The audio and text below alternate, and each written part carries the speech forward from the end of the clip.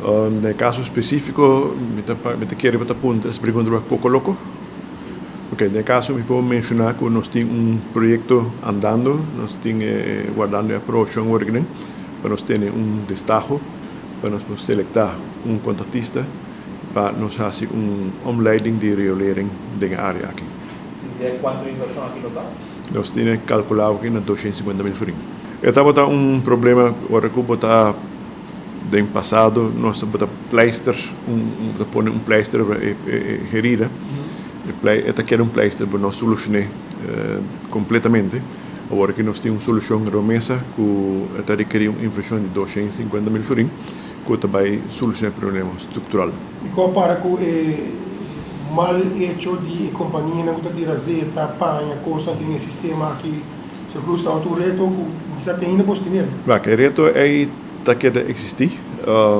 Nós também informar, por certo, obviamente nós temos direção-vergadering e nós palabrar com nós também saca comunicado na direção de AHATA, de Timeshare Association, de Associação de Food and Beverage, que cliente grande que nós está fazendo uso do riolstelsel, para ora que nós está fazendo sistema de limpeza de facilidade, para ora que tem água hopi sushi, para não los dumpes aqui dentro do riolstelsel, para vai ribele com septic tank truck, na ora aí nós temos guiado para poder levar na Parquito Bos, sistema mais robusto e mais dependable para fazer o trabalho.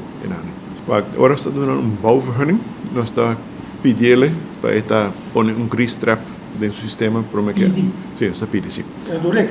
Ja, per de caso que nós estamos bezig bouw- en sloopverordening novo, que agora aprovado para cima atrás do parlamento.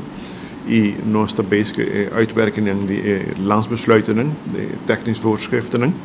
E deze aqui também worden opgenomen como condição para botinele marcar ancrar para lei. Nou, aí pode dar existente também transition period para não por cumprir com ele.